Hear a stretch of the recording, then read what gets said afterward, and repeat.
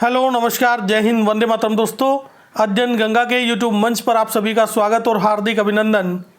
शिक्षक भर्ती में पूर्ण सफलता के लिए अध्ययन गंगा यूट्यूब चैनल को सब्सक्राइब करें, बेल आइकन को प्रेस करें, जिससे कि लेटेस्ट वीडियो के नोटिफिकेशन मिलते रहें। चलिए शुरू करते हैं आज का वीडियो। 69,000 शिक्षक भर्ती की बात करेंगे और 69,000 शिक्षक भर्ती में ओवरलैपिंग के बारे में आज जानेंगे। और ओवरलैपिंग, आजकल काफ़ी ओवरलैपिंग की चर्चा हो रही है कि क्या 69,000 शिक्षक भर्ती में ओवरलैपिंग होगी या नहीं होगी, किन अभ्यर्थियों को इनसे लाभ होगा और किन को इनसे नुकसान होगा। तो देखिएगा, सारी जानकारी इस वीडियो के माध्यम से आपको बताई जाएगी। और बड़ी ये अपडेट है कि हाईकोर्ट के आदेश से खत्म होगी ओवरलैपिंग। तो देखिएगा, जैसे कि अभी आवेदन की प्रक्रिया चली हुई है, उसके बाद में आपकी काउंसलिंग होगी और काउंसलिंग में क्योंकि पता है कि काफ़ी अभ्यर्थी सफल हुए हैं 69,000 शिक्षक भर्ती में, इसीलिए ओवरलैपिंग ये शब्द सामने आया है। और वैसे भी ओवरलैपिंग तो पिछली भर्तियों में भी होती रही है। और ओवरलैपिंग से तात्पर्य क्या है? ओवरलैपिंग से तात्पर्य है कि जो आरक्षित वर्ग के जो अभ्यर्थी हैं वो ओवरलैप करके जनरल की कैटेगरी में अनारक्षित सीटों में जब प्रवेश करते हैं तो वो ओवरलैपिंग कहलाता है। तो ओवरलैपिंग से किसको लाभ होगा और किसको हानि होगी? तो देखिएगा, जो जनरल के अभ्यर्थी हैं वो चाहते हैं कि ओवरलैपिंग न हो, उनकी सीटों में कोई अन्य अतिक्रमण न करे।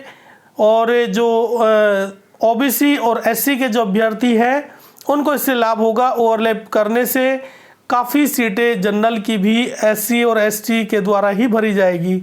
एससी एसटी और ओबीसी जो भी आरक्षित वर्ग हैं उनके द्वारा भरी जा सकती है। लेकिन यहाँ पे हाई कोर्ट का एक फैसला है। देखिएगा, हाल ही में इलाहाबाद हाई कोर्ट के अहम आदेश ने यूपी बेसिक शिक्षा महकमे में खलबली मचा दी है। 69,000 शिक्षक भर्ती के चयन में यह आदेश लागू हो जाए तो ओवरलैपिंग खत्म हो जाएगी। तो देखिएगा, अभी हाल ही में एक हाई कोर्ट का आदेश आया है, तो पूरी डिटेल जानते हैं। और आज के लगभग सभी समाचार पत्रों में भी ये जो खबर है ये छाई हुई है। ओवरलैपिंग का मुद्दा सभी न्यूज़पेपर में आज आपको लगभग देखने को मिलेगा। तो देखिएगा, 69,000 शिक्षक भर्ती में यह आदेश लागू हो जाए तो ओवरलैपिंग खत्म हो जाएगी। असल में हाईकोर्ट ने प्राथमिक स्कूलों की 68,500 जो सहायक अध्यापक भर्ती हुई थी, इससे पहली जिला आवंटन मामले में आदेश दिया है कि मेरिटोरियस आरक्षित वर्ग के अभ्यर्थियों को उनके वर्ग का ही मानकर जिला आवंटन किया जाए। तो देखिएगा, इसमें ये कहा गया कि जो जिस आरक्षित वर्ग में है उसी वर्ग में उसको रखा जाए। कोर्ट इस मामले में पुनर्विचार याचिकाओं को भी खारिज कर चुकी है। और 68,500 शिक्षक भर्ती हुई, इसमें सामान्य वर्ग की कुल सीटों पर ओबीसी, एससी, एसटी आदि अभ्यर्थी चयनित हुए क्योंकि उनके गुणांक सामान्य अभ्यर्थी से अधिक या फिर बराबर थे। परिषद ने सामान्य की सीटों पर चयनित अभ्यर्थियों को सामान्य मानते हुए जिला आवंटित किया।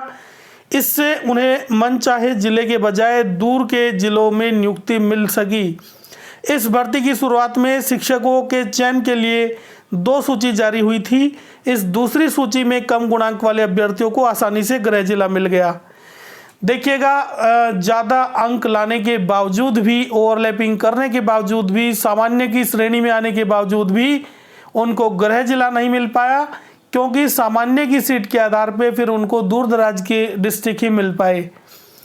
तो ये देखने को मिला था। जिला आवंटन की हाईकोर्ट में शिखा सिंह व 48 अन्य ने चुनौती दी थी।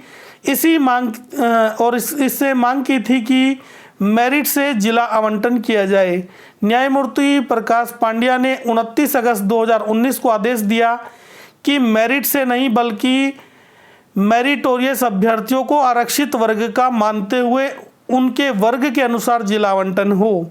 फिर पुनर्विचार याचिका डाली गई। कोर्ट ने 13 मई 2020 को उसे भी यह कहते हुए खारिज कर दिया कि ऐसा न करने से सुप्रीम कोर्ट के आदेश का उल्लंघन होगा। तो देखिएगा, ये सारी जानकारी है। और 69,000 शिक्षक भर्ती में इसका काफ़ी इफेक्ट देखने को मिलेगा। अभ्यर्थियों ने जिस वर्ग के लिए आवेदन किया है उसे उसी वर्ग में रखा जाए, भले ही उसके अंक कितने ही क्यों न हो। आरक्षित वर्ग का मेधावी यदि अपने वर्ग में चयनित होगा तो उसे आसानी से अपना जिला मिल सकता है। और सामान्य वर्ग की सीटों पर अन्य वर्ग के अभ्यर्थियों को ओवरलैपिंग कराने की व्यवस्था खत्म हो जाएगी। तो देखिएगा 69,000 शिक्षक भर्ती में इसका प्रभाव पड़ता हुआ दिख रहा है। और सामान्य वर्ग के अभ्यर्थी जो हैं वो 36,614 ऐसे अभ्यर्थी हैं जो लिखित परीक्षा उत्तीर्ण की है।